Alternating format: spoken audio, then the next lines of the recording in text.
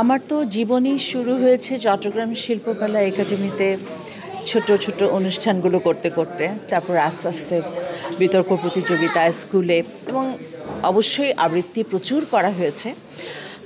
লেখালেখি শুরু করার পর আমার মনে একটা ইচ্ছা জাগে যে আমি আমার নিজের লেখা কবিতাগুলো আবৃত্তি করব, মানুষ শুনবে, মানুষের কাছে কিভাবে পৌঁছে দেওয়া যায়। তো আমি শুরু করলাম, অনেকগুলো দেশে আমি কবিতা আবৃত্তি করেছি এবং এবারে আমার সৌভাগ্য হয়েছে ম্যানচেস্টারে এসে আপনাদের কবিতা শোনানো। আরও আগে থেকে প্রিপারেশন থাকলে হয়তো আমরা আরও অনেক বড় অডিয়েন্স পেতাম, বাট স্টিল যারা ছিলেন তারা এত অসাধারণ শ্রোতা ছিলেন যে তাদের মোবাইলটা আমাদের যেটা কি হয়, আমরা 10 মিনিট পরপর বা 1 সেকেন্ড পরপরই মোবাইলের স্ক্রিনের দিকে তাকাই বা খুব অস্থির হয়ে থাকি।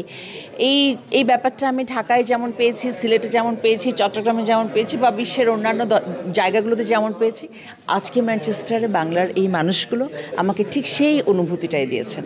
আমি আপনাদের প্রতি অত্যন্ত কৃতজ্ঞ এবং নিশ্চয়ই ভবিষ্যতে এরকম আর কোনো অনুষ্ঠান হলে আমি আসব।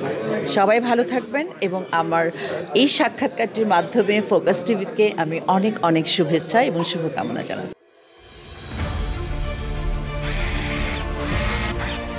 আলোতে থাকুন, ফোকাসে থাকুন, হাত রাখুন প্রজন্মের হাতে।